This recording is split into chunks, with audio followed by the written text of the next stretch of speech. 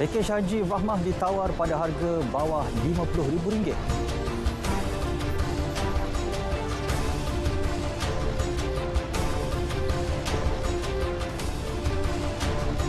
Pakej insurans Rahmah akan dimuktamad dalam masa terdekat.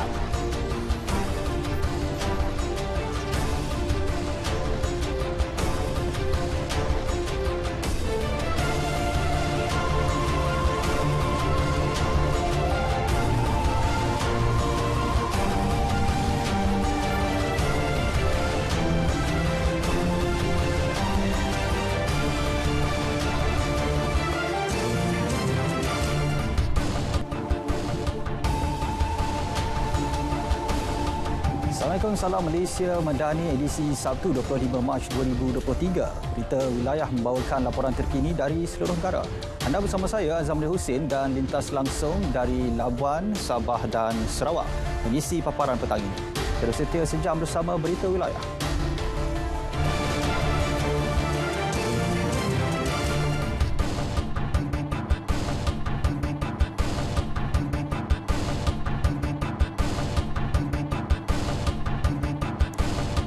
Saudara, 2/3 syarikat pelancongan yang menerima lesen sebagai pengelola jemaah haji PJH daripada Lembaga Tabung Haji disaran mewujudkan pakej Haji Rahmah. Menteri di Jabatan Perdana Menteri Hal-Ehwal Agama, Datuk Dr. Muhammad Naim Mohtar berkata, kesemua PJH tersebut perlu menawarkan sekurang-kurangnya satu pakej berharga RM50,000 ke bawah untuk pakej Haji Rahmah tersebut. Kita lancarkan juga pakej Rahmah. Saya sebut tadi untuk ke 23 pengelola jemaah haji ini untuk dapatkan satu pakej yang kurang daripada RM50,000. Jadi alhamdulillah lah, saya dah pergi keseluruhan 23 booth tadi itu yang mewakili 23 PJH tadi. Alhamdulillah mereka ni sambut baik saranan kita dan ada yang offer tadi dalam RM43,000, RM45,000. Beliau ditemui selepas merasmikan karnival pengelola jemaah haji PJH di Sepang, Selangor. 200 jemaah haji disasar syarikat pengendali umrah dan haji Andalusia Travel and Tours Andalusia tahun ini menerusi penganjuran karnival pengelola jemaah haji PJH. Pengarah dan penasihat undang-undang Andalusia Ida Rizwana Idris berkata, pihaknya yakin jumlah itu mampu dicapai berdasarkan sambutan menggalakkan diterima. Kita harapkan lebih ramai lagi, mungkin 1,000 orang boleh datang. Tetapi bagi tahun ini kita harapkan kalau mereka yang belum dapat tawaran surat haji, ada lagi mungkin kita akan ada kota rayuan, kita ada kota tambahan. Jadi kepada mereka di luar sana, kita harapkan datang ke karnival, daftar rayuan bersama dengan Andalusia. InsyaAllah tiba masanya mereka akan dapat juga panggilan pergi haji. Secara keseluruhan, pihaknya meletakkan sasaran seramai 2,000 jemaah haji tahun ini yang dikelola oleh Andalusia berbanding 1,100 orang tahun lepas. Selain itu, semua jemaah haji yang berdaftar serta telah menerima surat tawaran haji turut ditawarkan potongan diskaun sebanyak RM1,500 sepanjang karnival ini berlangsung. Memang galakkanlah pameran ini, karnival ini adalah berlangsung untuk 2 hari sahaja, hari ini dan esok sehingga petang, dan kita alu-alukan lebih ramai pengunjung. Tawaran ini memang ada hanya hari ini dan besok sahaja. Ataupun boleh juga kalau misal mendaftar di pejabat Andalusia dan seluruh 45 cawangan Andalusia. Boleh dapat diskaun, tapi hanya hari ini dan esok sahaja. Karnival PJH yang julung kali dianjurkan bagi memberi peluang kepada bakal jemaah haji mengenali lebih rapat 23 PJH yang dilantik Lembaga Tabung Haji TH tahun ini. Anjuran pihak tabung haji dengan kerjasama Persatuan Syarikat Pengendalian Pelancongan Malaysia Bumiptra selama 2 hari bermula hari ini di Movenpick Hotel and Convention Centre di Sepang. Kajian impak terhadap inisiatif Payung Rahmah akan dibuat pada Jun ini iaitu 6 bulan selepas pelaksanaannya. Menteri Perdagangan Dalam Negeri dan Kos Sara Hidup Datuk Seri Salahuddin Ayub berkata, laporan kajian itu akan dibentangkan kepada Perdana Menteri Datuk Seri Anwar Ibrahim yang juga Menteri Kewangan.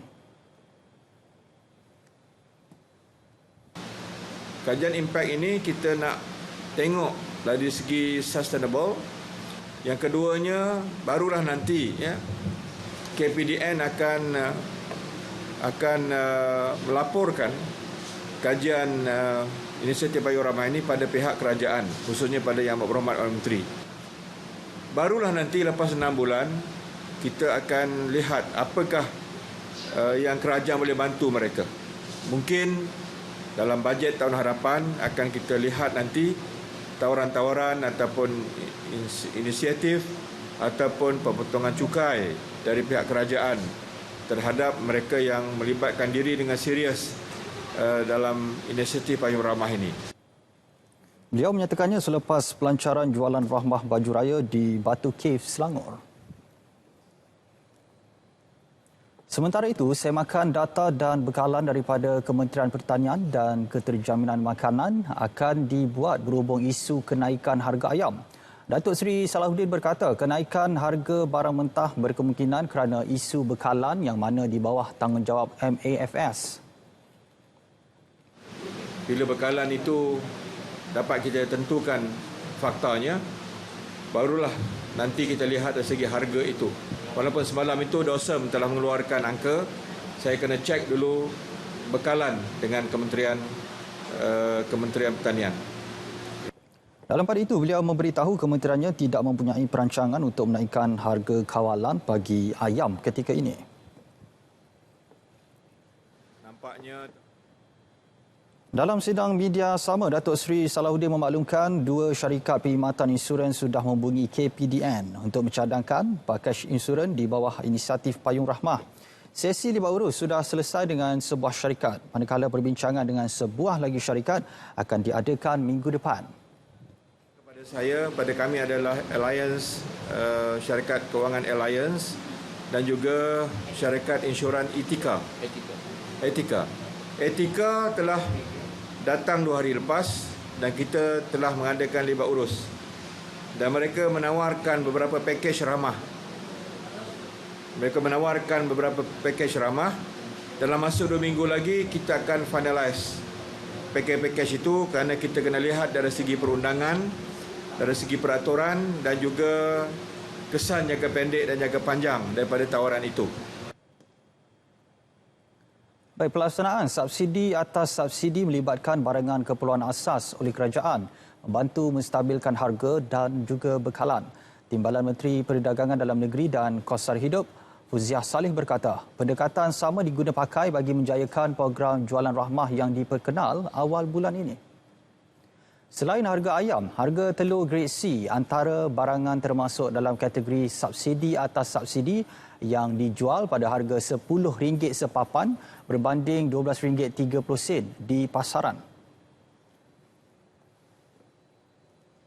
Sif sendiri menawarkan 60 item ya untuk yang dipromosikan sehingga 30% dan juga di samping itu ada 20 item yang disubsidikan oleh KPDN, ya, disubsidikan atas subsidi. Ya, kita ada ayam ni harga kawalan ayam standard bulat ni harga kawalan dia RM9.40. Itu ada subsidi, ya, dan harga kawalan. Tapi pada hari ini dia termasuk dalam 20 item yang disubsidikan di atas subsidi, di mana harganya ialah RM7.99 sekilo. Beliau ditemui media selepas membuat lawatan jualan rahmah di Pasar Raya Ikonsef Jerantut di Jerantut, Pahang. Tambahnya sebanyak RM100 juta diperuntuk bagi menjayakan jualan rahmah melibatkan 222 parlimen. Pihak KPDN juga sedang merancang untuk mengadakan jualan rahmah Aidilfitri dan akan dilancarkan tidak lama lagi. Baik, Lebuh Plus kini dilengkapi 12 lorong identifikasi frekuensi radio RFID tambahan. Menteri Kerja Raya Datuk Seri Alexander Nathalinggi mengumumkan menerusi hantaran Facebook, kerja penambahan lorong tersebut siap lebih awal dari yang dijadualkan. Ia bertujuan mengatasi masalah kesesakan di lorong tersebut yang sering menimbulkan rungutan pengguna. 12 lorong tambahan tersebut telah mula beroperasi sejak 11 Mac. Antaranya melibatkan Plaza Tol Setia Alam, Subang, Jalan Duta, Putra Mahkota dan juga Kajang. Datuk Seri Alexander beri jaminan RFID sentiasa berada dalam keadaan baik selain menyeru pengguna mengamalkan kaedah penggunaannya yang betul. Beliau mengingatkan para pengguna memastikan baki e-dompet mencukupi untuk perjalanan yang lancar di sepanjang lebuh raya. Projek tambahan lorong RFID tersebut pada awalnya dijadual siap berperingkat menjelang April. 9 individu termasuk 5 pegawai penguatkuasa ditahan Suruhanjaya Pencegahan Rasuah Malaysia SPRM selepas disyaki terbabit sindiket penyeludupan pendatang tanpa izin parti di Sabah. 4 lagi suspek dipercayai ejen parti dari negara jiran ditahan dalam operasi khas SPRM bersama Jabatan Pendaftaran Negara menerusi op lancar. Kenyataan SPRM memaklumkan modus operandi sindiket membawa keluar parti atau pemastautin sementara yang tidak mempunyai dokumen lengkap atau mempunyai sekatan dengan bayaran sekitar RM2,500. Dibekalkan MyCard tulen dan pas masuk menaiki pesawat atas nama pemilik asal MyCard, parti melepasi pemeriksaan pihak berkuasa di lapangan terbang Tawau dan lapangan terbang antarabangsa Kuala Lumpur 2 KLIA 2 selepas bayaran dibuat kepada pegawai penguatkuasa. Selain itu, SPRM mendapati ejen tersebut akan membawa masuk 5 hingga 20 parti. Sindiket dipercayai telah beroperasi sejak 2018. Turut dirampas telefon bimbit, kad pengenalan Malaysia milik individu lain dan cop keluar Sabah yang lengkap dengan nombor siri. 12 parti turut ditahan.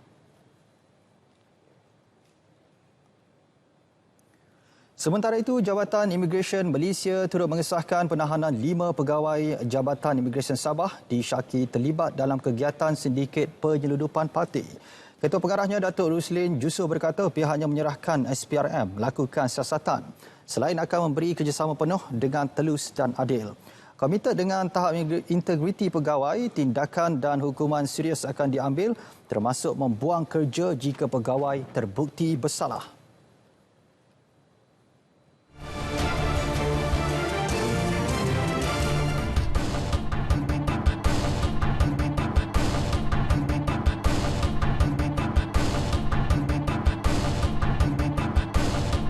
Baik, seterusnya kita ke Bumi Kenyalang. Antara fokus dari Sarawak ialah mengenai langkah negeri itu dalam mengatasi masalah banjir di kawasan luar bandar. Bincangnya kita bersama Buma Win di sana. Buma, silakan. Baik, terima kasih Azam. Sejumlah RM29.6 juta telah diluluskan kerajaan negeri bagi tujuan pembersihan sungai seluruh Sarawak. Ia adalah langkah mengatasi masalah banjir terutama di kawasan luar bandar. Timbalan Premier merangkap Pengerusi Jawatan Kuasa Pengurusan Bencana Negeri JPBN, Dato' Amar Douglas Sugambas berkata salah satu punca banjir yang berlaku di luar bandar adalah sungai yang tidak dibersih menyebabkan aliran air terhalang. Dato' Amar Douglas memberitahu hasil perbincangan JPBN bersama Jabatan Pengairan dan Saliran sebelum ini telah memohon sejumlah dana daripada Premier Sarawak untuk kerja-kerja pembersihan sungai. Cadangan kita adalah melaksanakannya dalam seawal yang boleh. Kita berharap secepat yang mungkin sebanyak yang kita dapat bersihkan sungai-sungai itu sebelum the next monsoon season. Mungkin tidak boleh siap semua. Saya lupa how many rivers, but for the river is 29.6 million yang dipuhun oleh DID. Jadi, and then there's another drainage and so on. Beliau berkata demikian kepada pemberita semasa meninjau beberapa projek pembangunan di Sepauh dan Betong. Ditanya mengenai banjir kilat yang berlaku di Kuching dan beberapa bandar di Sarawak, Dato' Amar Douglas memberitahu ia berpunca daripada masalah sistem perparitan. Oleh itu, kerajaan terutama kementerian serta jabatan berkaitan sedang meneliti untuk mencari penyelesaian terbaik. Ia mengambil kira banjir kilat yang berlaku di bandar-bandar memerlukan penyelesaian jangka panjang, cadangan turut dikemukakan kepada Kerajaan Persekutuan bagi mengatasi masalah banjir di negeri ini.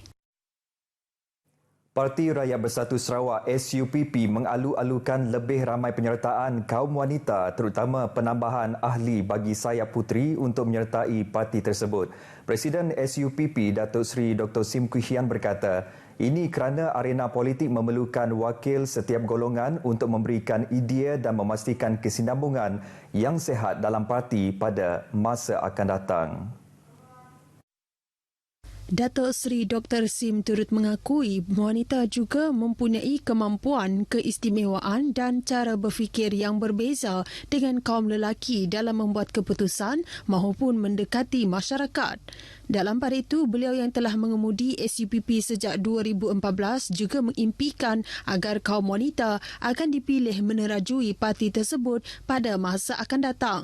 Datuk Seri Dr. Sim Kui Hian berucap demikian pada sambutan Hari Wanita 2023 SUPP Zon Selatan di Dewan Saati di Kuching. Terdahulu berucap Ketua Wanita SUPP Ho Teck Wan mahu agar kaum wanita SUPP juga menghayati equity dan lebih yakin dengan kemampuan diri untuk membawa kemajuan dalam sesuatu bidang kemahiran masing-masing. Setakat ini, kira-kira 60,000 wanita SUPP yang berdaftar dan 150 saya puteri bagi Zon Selatan. Baik, masyarakat di negeri ini masih perlu meningkatkan kesedaran mengenai bahaya penyakit rabies dan kaedah kawalan penularan jangkitan penyakit tersebut. Menteri Perpaduan Negara Dato' Aaron Agodagang memberitahu masyarakat harus mengambil berat keperluan untuk memvaksinkan anjing dan kucing peliharaan mereka secara rutin. Dato' Aaron berkata bagi tujuan itu, kempen kesedaran pencegahan dan kawalan penularan penyakit rabies masih perlu diadakan. Beliau memaklumkan di Kanawit sebanyak 5 kes kematian akibat rabies direkodkan dalam tempoh lebih 2 tahun.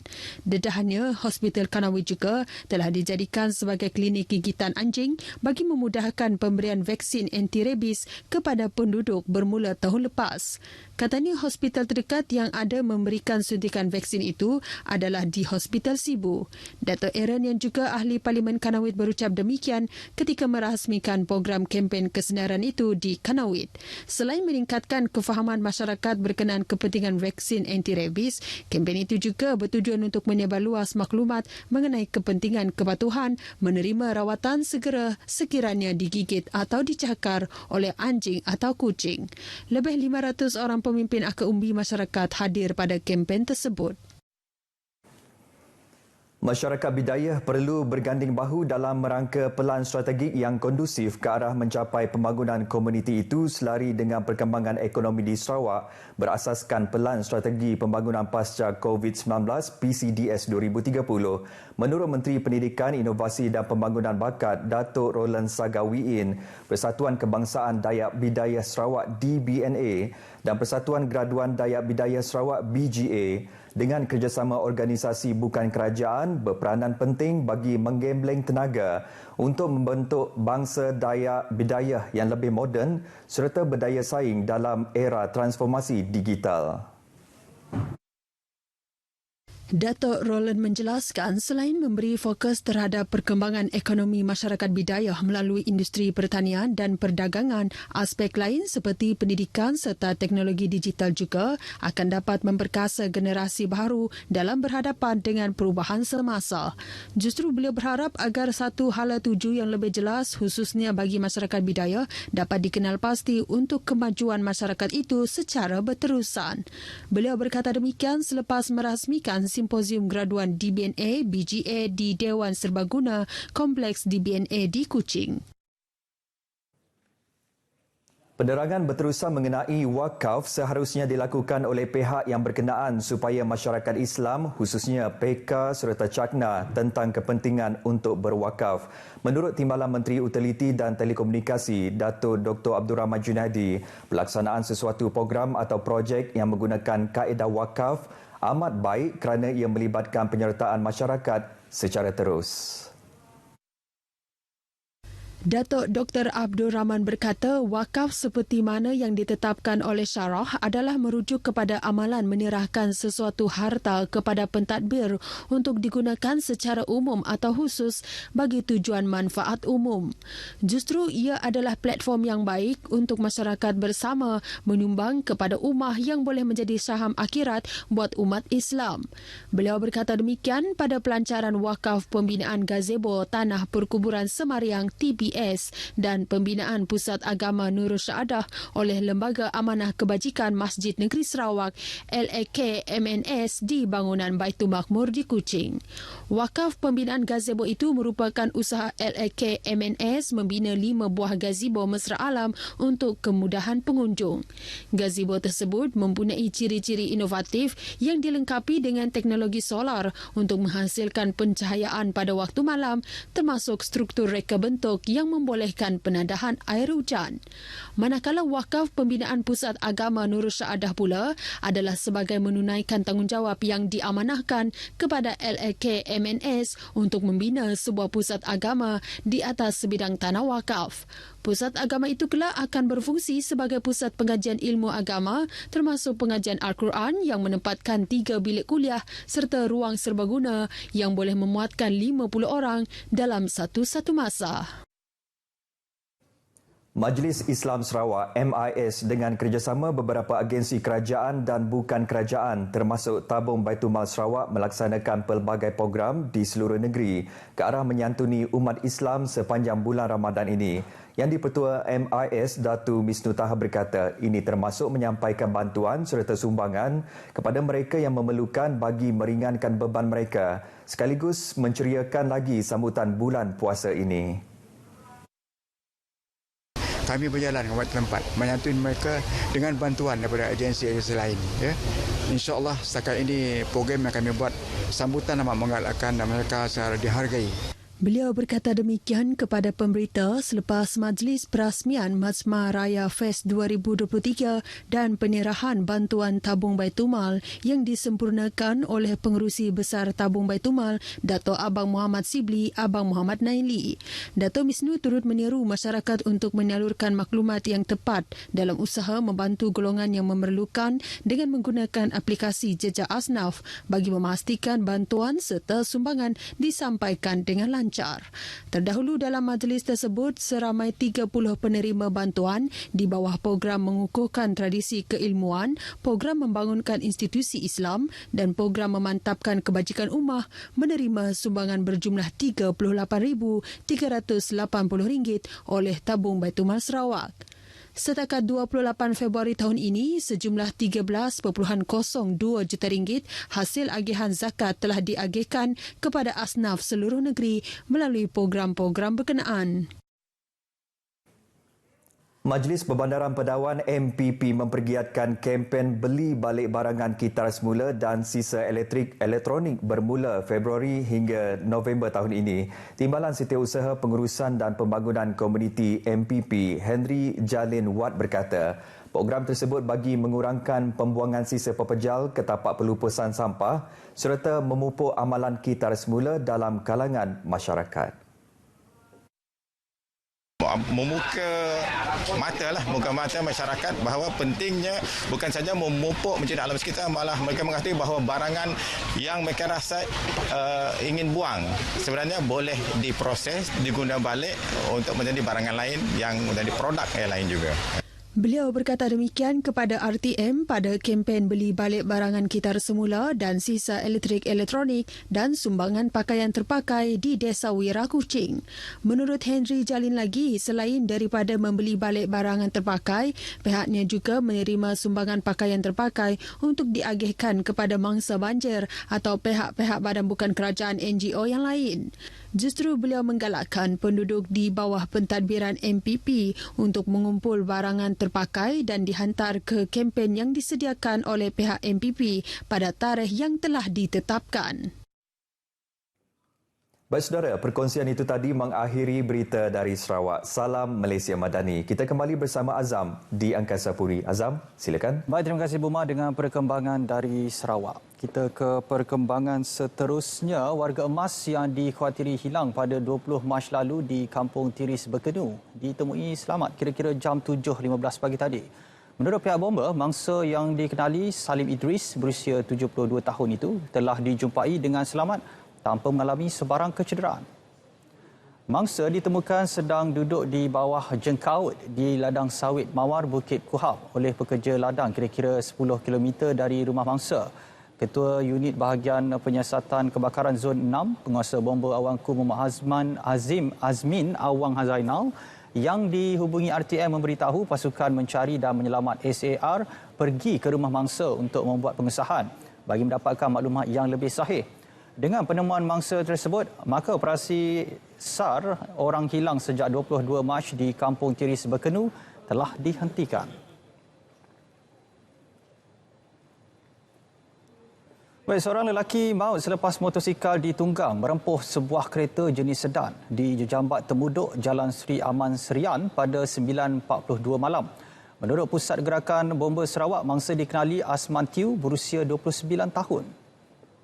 Sejurus pasukan bomba tiba di lokasi. Mangsa ditemukan tidak sedarkan diri dengan luka parah di kepala. Selepas pemeriksaan pegawai perubatan, mangsa disahkan meninggal dunia dan mayat mangsa diserahkan kepada pihak polis untuk tindakan lanjut. Bagaimanapun, pemandu kereta sedan berusia 54 tahun itu tidak mengalami sebarang kecederaan.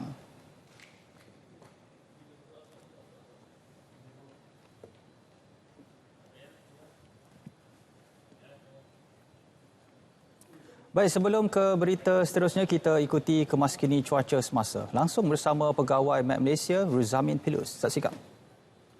Assalamualaikum dan salam Malaysia Madani. Kembali bersama Met Malaysia untuk laporan cuaca terkini. Dimulakan dengan carta angin semasa. Dapat diperhatikan angin bertiup lemah di kebanyakan kawasan di sekitar Semenanjung dan juga di Sarawak. Keadaan ini menggalakkan pembentukan awan ribut peti pada sebelah petang.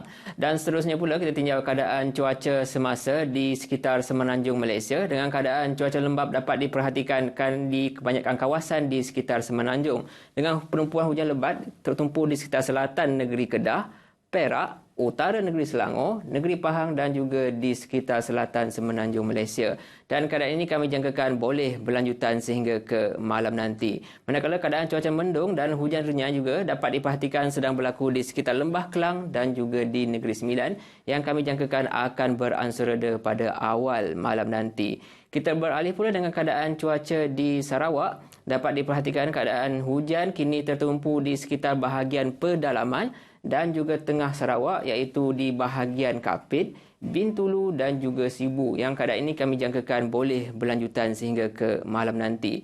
Manakala di Sabah pula keadaan cuaca hujan dapat diperhatikan tertumpu di sekitar bahagian pantai barat dan juga di kawasan pedalaman. Dan keadaan ini kami jangkakan akan beransur reda pada awal malam nanti. Baiklah, untuk mendapatkan info cuaca terkini, boleh ikuti kami di laman Facebook, Instagram, Twitter serta YouTube rasmi Met Malaysia. Sekian daripada saya, Ruzamin Pilus. Assalamualaikum dan salam Malaysia Madani.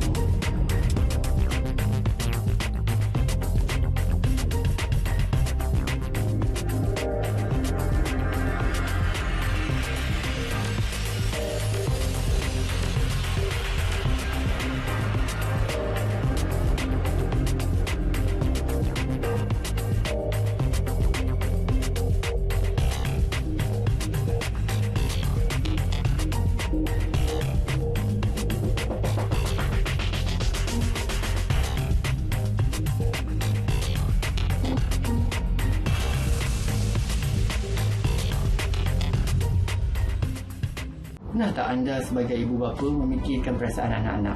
Mereka juga mangsa ketagihan dada. Hentikan, bantu mereka sebelum terlambat. Dapatkan rawatan secara sukarela di pusat pemulihan kerajaan ataupun swasta.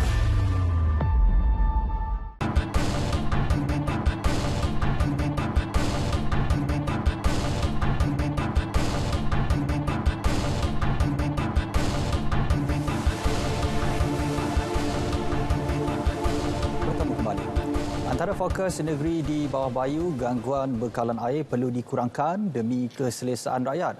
Terus saja bersama Inisia Daulus di Kota Kinabalu. Anne, silakan. Ya, Azam, kaki tangan Jabatan Air Negeri Sabah diingatkan semula agar berusaha meminimalkan gangguan bekalan air di negeri ini sebagai tanggungjawab menjaga utiliti asas penduduk. Mereka juga seharusnya perlu lebih fokus terhadap kerja-kerja pembaikan paip daripada diganggu atau pecah kerana situasi berkenaan sekaligus menjadi puncak kerugian besar kepada negeri akibat kehilangan hasil.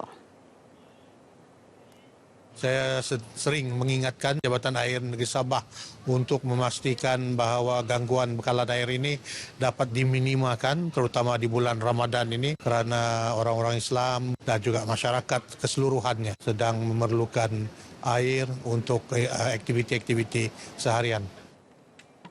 Beliau berkata demikian semasa ditemui di Kota Kinabalu. Menurutnya, setakat ini tindakan jangka pendek Jabatan Air Negeri Sabah adalah menggunakan perkhidmatan penghantaran lori tangki air ke lokasi yang terjejas, antaranya Menggatal dan Sepanggar bagi penyaluran bekalan air yang terputus.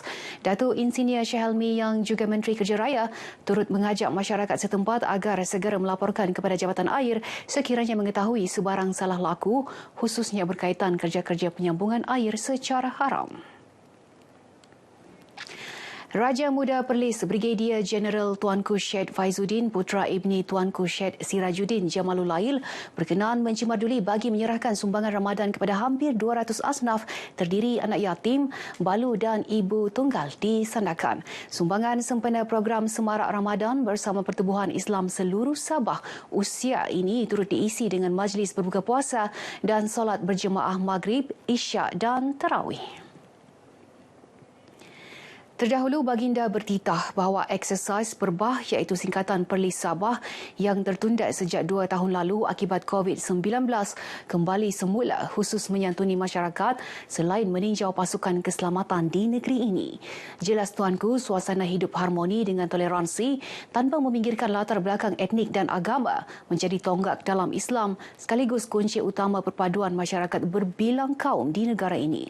Mengiringi lawatan tersebut, Menteri Besar Perlis Muhammad Syukri Ramli, Setiausaha Kerajaan Negeri Perlis Datuk Seri Haji Hasnul Zamzam Haji Ahmad serta Pegawai Kerajaan Negeri dan Persekutuan. Terdahulu, Raja Muda Perlis Tuanku Syed Faizuddin turut berkenan melancarkan seminar Advanced Acute Internal Medicine AAIM berlangsung di Hospital Duchess of Kent di Sandakan. Disertai 200 peserta terdiri pakar perubatan, pegawai farmasi dan jururawat dari Sandakan, Kinabatangan dan Beluran secara bersemuka dan dalam talian. Seminar ini bertujuan sebagai pendedahan kepada pegawai perubatan berhubung peluang lanjutan pengajian dalam bidang perubatan am. Tanggal 25 Mac merupakan tarikh sambutan Hari Peringatan Polis pada setiap tahun. Meskipun telah diraikan lebih awal iaitu 20 Mac sempena Hari Peringatan Polis ke-216, sambutan terus memiliki sejarahnya sendiri sebagai antara tonggak keselamatan dan ketenteraman di negara ini. Ikuti kupasannya yang telah disediakan berdasarkan sambutan yang telah berlangsung di Kota Kinabalu baru-baru ini.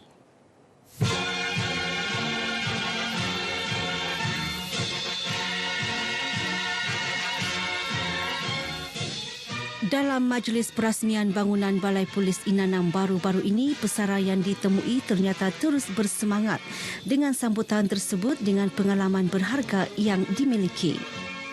Diakhiri daripada tengah hari sampai malam lebih kurang petang, mereka berjaya kita pujuk. Itu peristiwa dalam tahun 88-89 gitu. Disediakan kita telah menangkap 2 orang penyedaya yang cuba merompak kedai emas. Akhirnya mereka tawan kaki tangan. Kita kena kuatkan semangat. Kita bersyukur kerana pada masa kini kalau dibandingkan gaji kami dulu sangat kecil. Kemudahan-kemudahan pun sangat terhad dibandingkan dengan sekarang. Alhamdulillah, kerana pesara-pesara polis ini tidak dilupakan oleh PDRM untuk bersama-sama menjayakan supaya mengingatkan kembali tentang perjuangan kami. Saya menasihatkan kepada warga PDRM terutama yang masih muda-muda, kita haruslah memperjuangkan keselamatan negara kita ini. Saya dan rakan-rakan selagi diperlukan, kami orang masih membantu PDRM dan senantiasa siap sedia. Saya ACP Muhammad Zaidi bin Abdullah, Ketua Polis Daerah Kota Kinabalu, dan seluruh warga PDRM IPD Kota Kinabalu. Semoga PDRM akan terus cemerlang dalam menjamin keselamatan dan ketenteraman negara, khasnya di negeri Sabah ini. Saya juga mengambil kesempatan untuk mengucapkan selamat menyambut bulan Ramadan kepada seluruh rakyat Malaysia, terutamanya yang beragama Islam. Saya sebagai Pesuruhjaya Polis Sabah mengucapkan kepada semua warga PDRM untuk terus memberi sumbangan yang terbaik kepada negara, masyarakat. Di samping itu juga saya berpesan kepada semua warga polis supaya menjaga di segi integriti, supaya kita dapat meningkatkan di segi kualiti perkhidmatan kita dan kita boleh memberi perkhidmatan yang terbaik kepada masyarakat dalam tugas-tugas kepolisian. Selamat menyambut Hari Peringatan Polis ke-216. Polis dan masyarakat berpisah tiada.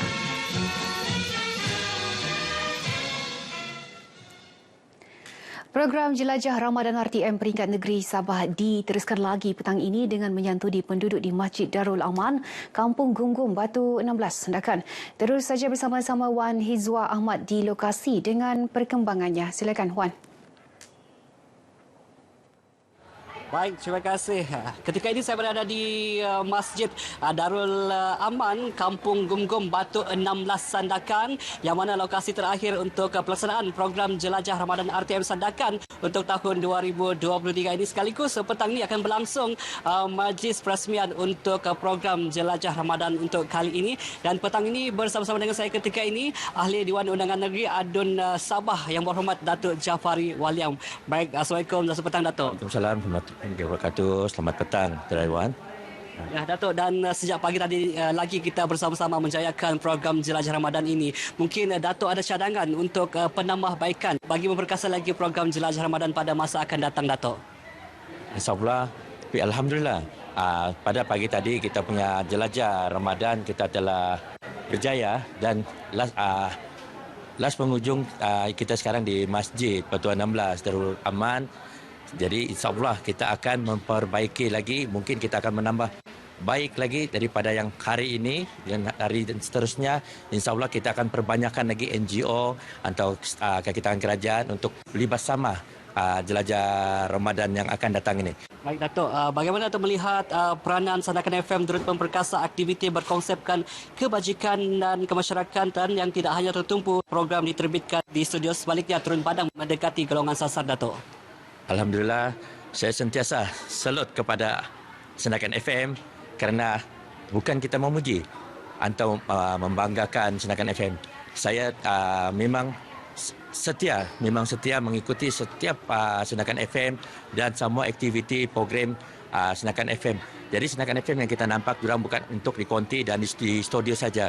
Kita yang saya sendiri nampak dan lihat mereka sentiasa turun ke lapangan untuk mendekati menyantuni rakyat di kawasan Sandakan, tidak mengira di mana juga terutamanya kawasan-kawasan yang jauh seperti Beluran, Kinabatangan. Jadi mereka bukan asyik tumpukan di konti. Jadi kita nampak rakyat di Sandakan ini lebih suka dan mendekati kepada macam DJ Wan, DJ Didi, DJ Asnita, Puan Kak Nur Kisad. Mereka sentiasa mendekati. Mereka lagi sentiasa berminat apa semua. Okey, insyaAllah kita akan menyokong dan memberi sokongan kepada Sandakan FM. Baik, terima kasih Datuk. Sama-sama. Ya, sampai di sini dulu lintas langsung dibawakan untuk program Jelajah Ramadan RTM Sandakan 2023. Dan selamat berpuasa, selamat berbuka puasa kelak. Dan insyaAllah kita bertemu lagi untuk program Jelajah Ramadan untuk tahun akan datang. Kembali ke studio, silakan. Ya, terima kasih Wan. Baik, paparan tadi mengakhiri perkembangan dari Sabah untuk petang ini. Terus saja bersama Azam Hussain di Angkasa Puri untuk lebih banyak berita dalam negeri. Azam, silakan. Baik, terima kasih Anne yang membawakan perkembangan dari Sabah. Baik, untuk paparan berita dari Pulau Mutiara Laut Cina Selatan, kita bersama-sama Harja Jack di Labuan. Harja, silakan. Terima kasih. Seorang lelaki dituduh di Mahkamah Seksyen Khas Rasuah Labuan kerana melakukan kesalahan di bawah Seksyen 17-A Akta Suruhanjaya Pencegahan Rasuah Malaysia 2009. Tertuduh 38 tahun, bekas juruteknik di Petronas Chemical Methanol Labuan Sendirian Berhad, bagaimanapun mengaku tidak bersalah atas 7 pertuduhan rasuah dan minta dibicarakan. Dalam perbicaraan, tertuduh telah memperoleh wang keseluruhan sebanyak RM8,500 dari 31 Oktober 2019 hingga 20 Disember 2019 melalui 7 transaksi secara dalam talian daripada pihak kontraktor. Ia sebagai upah untuk menguruskan dokumen permit to work dan memantau kerja yang dilakukan syarikat kontraktor itu di loji Petronas. Pendakwaan dibuat oleh Timbalan Pendakwa Raya Joe Randy Juster, manakala tertuduh turut diwakili peguam secara dalam talian. Hakim Mahkamah Session Rasuah Jason juga membenarkan tertuduh diikat jamin RM15,000 dan deposit RM2,000 dengan seorang penjamin bagi kesemua pertuduhan. Kes akan disebut semula pada 22 Mei 2023. Perbadanan Labuan terus komited untuk menguatkuasakan serta memandang serius dalam aspek penjagaan kebersihan dan kualiti, khususnya melibatkan jualan makanan dan minuman di Bazar Ramadan agar tidak ada perkara yang tidak diingini berlaku. Ketua Pegawai Eksekutif Perbadanan Labuan, Ridwan Muhammad Ismail berkata, pihaknya mengambil inisiatif melaksanakan kursus ceramah kesihatan dan pengendalian makanan yang baik kepada para peniaga setiap tahun. Penganjuran kursus itu melibatkan kerjasama daripada Jabatan Kesihatan Labuan dan Unit Kesihatan Perbadanan Labuan. Jadi kita akan memberikan mereka tata cara, kaedah yang betul dalam pengendalian makanan supaya kita tidak mahu suasana atau kemeriahan Bazar Ramadan itu dicemari dengan insiden-insiden yang perlu kita elakkanlah, khususnya keracunan makanan dan sebagainya. Dalam pada itu, Unit Penguatkuasa dan Unit Perlesenan Perbadanan Labuan akan sentiasa berada di tapak bazar sepanjang bulan Ramadan. Selain itu, Jabatan Kesihatan juga sentiasa melakukan lawatan tapak untuk melakukan pemeriksaan berkaitan kualiti makanan dan tata cara pengendalian makanan oleh peniaga premis berkenaan. Pelbagai kaedah disediakan Pusat Pungutan Zakat PPZ untuk melaksanakan pembayaran zakat fitrah pada tahun ini, khususnya bagi memudahkan dan menjimatkan masa kepada pembayar zakat di Labuan. Eksekutif Kanan Zakat PPZ Labuan, Muhammad Haziq Abang Sapri berkata, selain pembayaran secara bersemuka, pihaknya juga menyediakan kemudahan pembayaran secara atas talian serta menerusi laman sesawang rasmi PPZ. Setiap amil ini juga dibekalkan dengan sistem QR Code yang lebih memudahkan para amil ini untuk menyebarluaskan kaedah cara pembayaran secara online. Maknanya setiap amil ini dia ada QR Code masing-masing lah. Selain itu, pembayaran zakat fitrah juga boleh dilakukan di website PPZ fitrah.zakat.com.my. Beliau berkata demikian ketika ditemui pemberita di Labuan. Dalam pada itu, kaedah pembayaran secara bersemuka masih dikekalkan dan menjadi pilihan utama kepada pembayar zakat fitrah di pulau ini. Seramai 44 orang amil yang bertauliah dilantik oleh PPZ Labuan. Dengan itu sekian paparan berita wilayah dari Labuan. Kembali ke Angkasa Puri. Silakan. Terima kasih Haji dengan perkembangan dari Labuan.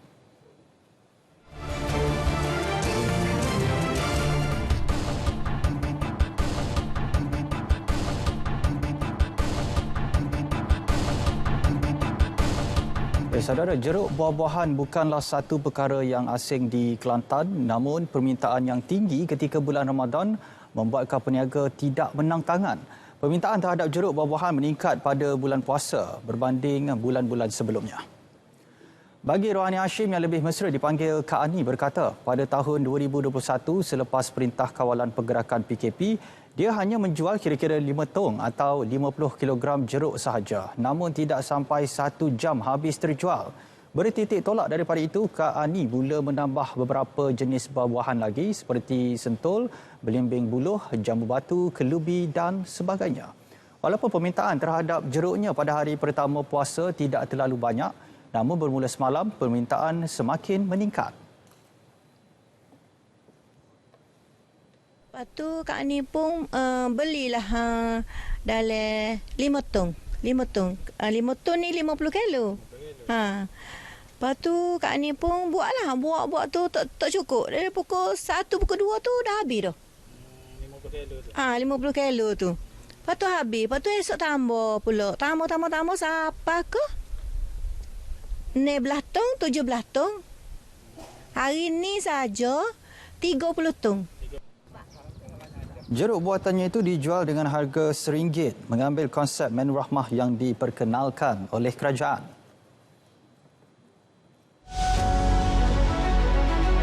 Mengukuhkan peranan NSRC jumlah 10 juta ringgit disediakan bagi geran pengoperasian. Bank negara juga akan menguatkuasakan dasar kill switch pada semua institusi perbankan bagi membolehkan pengguna sendiri mengambil tindakan segera membekukan akaun mereka termasuk kad ATM daripada digunakan sekiranya terdapat aktiviti yang mencurigakan. Masalah muflis. Rakyat yang diisyar muflis berhak diberikan peluang kedua, terutama jumlah hutang yang agak kecil. Setakat Januari, lebih 260,000 kes muflis telah direkodkan yang turut melibatkan anak-anak kita, majoritinya Melayu yang punya potensi menyumbang kepada ekonomi negara.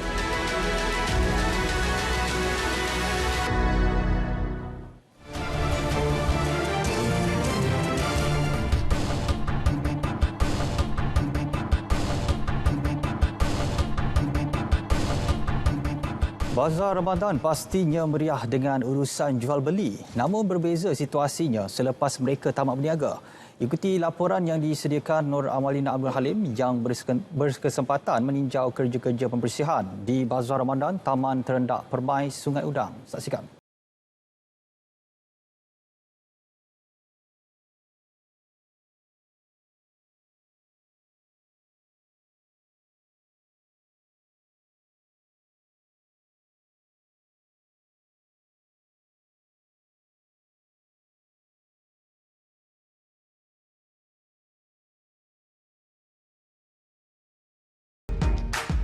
Okey, pada kami di tapak bazar ni memang saya mewajibkan pada semua pekerja untuk menjaga kebersihan seharusnya lah, sebab tong sampah yang kami gunakan bertutup tong plastik, sampah siap kami bawa balik buang di tempat asing. Sebab memang kat sini kami tak tinggalkan sampah-sampah yang ada lah, mesti bawa balik. Kemas, kompos sampah masuk satu dalam beg plastik, kita akan buang kat tempat sampah.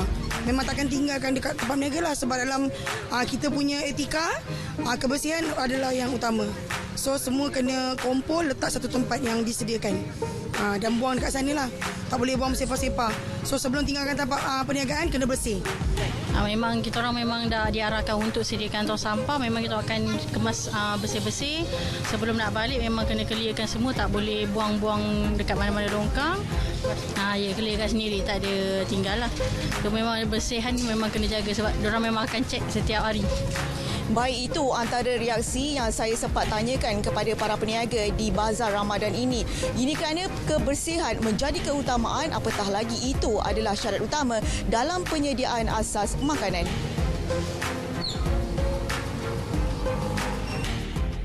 Menurut Pengerusi Pertubuhan Kejiranan dan Kebajikan Penduduk Taman Terendak Permai, Kamarul Zaman Cik Ros, kerja-kerja pembersihan di Bazar Ramadan taman berkenaan turut dipantau oleh 18 orang termasuk jawatan kuasa kawasan rukun tetangga KRT Taman.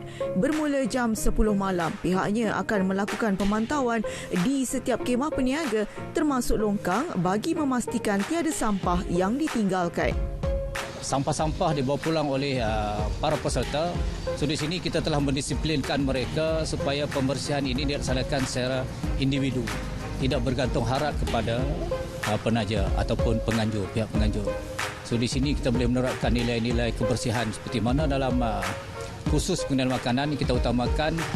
Peniaga yang gagal mematuhi arahan akan disenarai hitam sekiranya masih berdegil. Laporan Nur Amalina Abdul Halim, RTM. Ketua Jurulatih Skuad Harimau Malaya Kim Pan Gon mengakui keadaan padang yang baik di Stadium Sultan Ibrahim banyak membantu pasukannya menewaskan Turkmenistan 1-0 pada aksi Persahabatan Antarabangsa Khamis lalu. Ini kali pertama skuad negara beraksi di gelanggang keramat JDT itu susulan penutupan Stadium Nasional di Bukit Jalil bagi pemasangan rumput baharu sejak awal tahun. Menurut pangkuan keadaan padang, SSI membolehkan anak buahnya beraksi dengan gaya permainan pantas. Juruterus pengendali dari Korea Selatan itu amat berterima kasih kepada JDT kerana menawarkan skuad Harimau Melaya berlatih serta beraksi 2 perlawanan persahabatan termasuk menentang Hong Kong pada Selasa ini. Pada pertemuan menentang Turkmenistan, pemain sayap JDT Muhammad Akhir Abdul Rashid muncul wira selepas meledak gol kemenangan Malaysia di babak pertama. Skuad negara turut berpeluang menambah lebih banyak jaringan, namun beberapa percubaan menarik berjaya dihalang penjaga gol Turkmenistan. Ini kemenangan kedua Malaysia ke atas Turkmenistan selepas menewaskan mereka 3-1 dalam kempen kelayakan Piala Asia 2023 di Stadium Nasional Jun tahun lalu.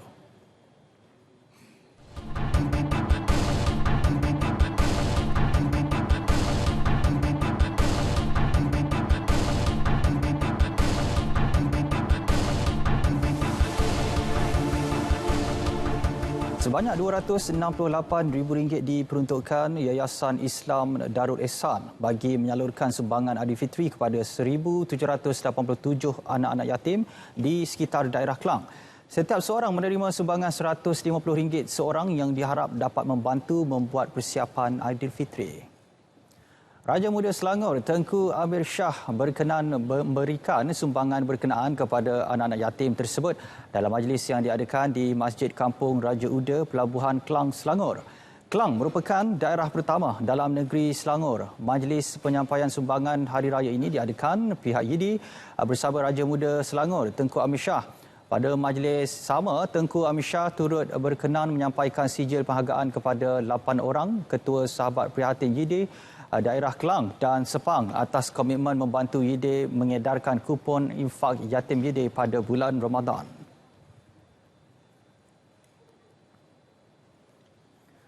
Baik, polis sedang mengesan individu yang dipercayai terlibat dalam kes penemuan puluhan bangkai dan rangka kucing di sebuah rumah sewa di kondominium Bayu Tasik, Bandar Seri Pemaisuri Ceras pada 11 Mac lepas.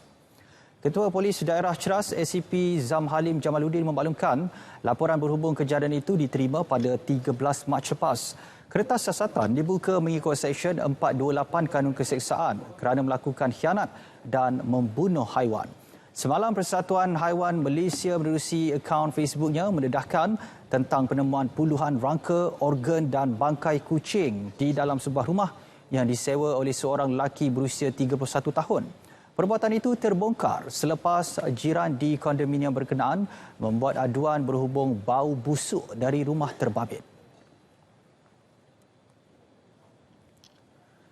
Jumlah penumpang yang menggunakan perkhidmatan rel dan bas kendalian prasarana Malaysia Berhad mencecah 1 juta penumpang sehari.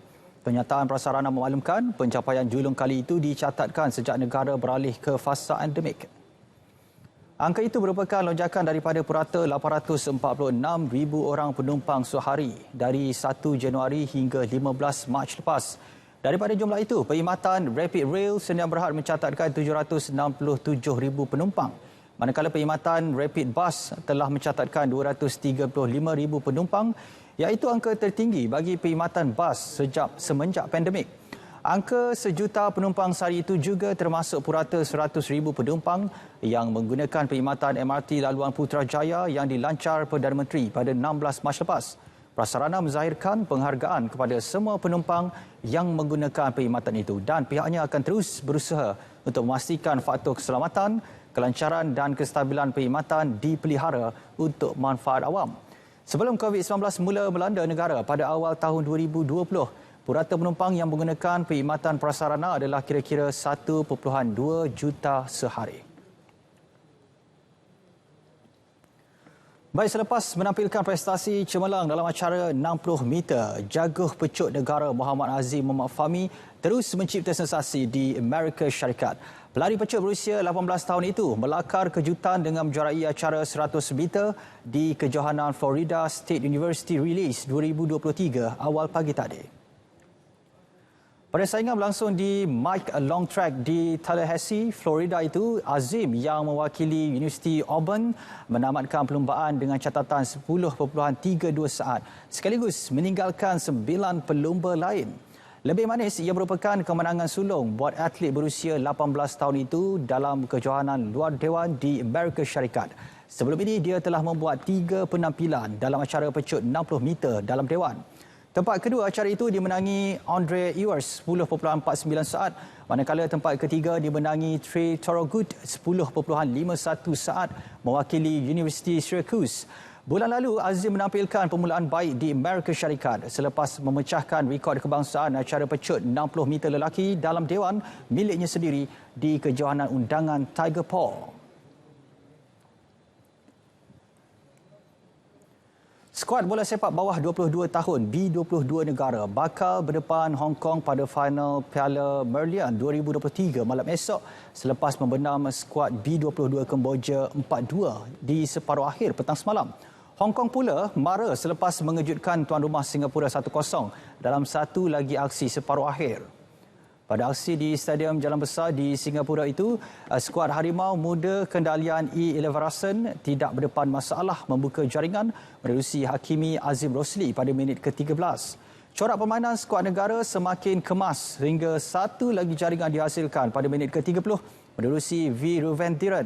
Kemboja pula berjaya merapatkan kedudukan menerusi jaringan Lim Pisot selang 6 minit kemudian sebelum Sieng Chantia menyamakan kedudukan 2-2 pada minit ke-50. Skuad Harimau Muda kembali mengatur asakan yang kemudian berhasil diterjemahkan dengan gol ketiga menerusi Fergus Tierney pada minit ke-62. Jaringan Muhammad Najmuddin Akmal Kamal pada minit ke-73 terus mematahkan usaha Kemboja untuk bangkit semula sehingga tamat permainan.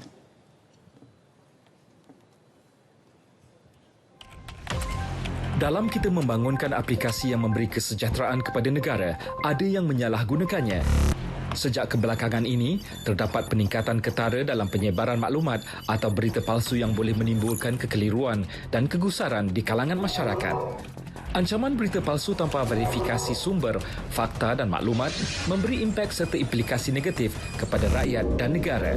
Sebarang penyebaran berita palsu akan dikenakan tindakan undang-undang serta didakwa mengikut Seksyen 505 Kanun Kesiksaan dan Seksyen 233 Akta Komunikasi dan Multimedia 1998. Denda maksimum RM50,000 atau penjara tidak melebihi 1 tahun atau kedua-duanya dan juga denda selanjutnya setiap hari kesalahan berjumlah RM1,000. Bersama, cegah berita palsu. Sebar fakta, bukan dusta. Tidak pasti, jangan kongsi.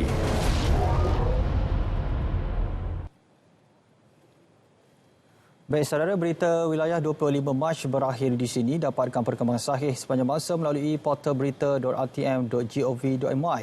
Yang sahih di RTM, saya Zamril Hussein. Dengan itu, Assalamualaikum, salam Malaysia Madani.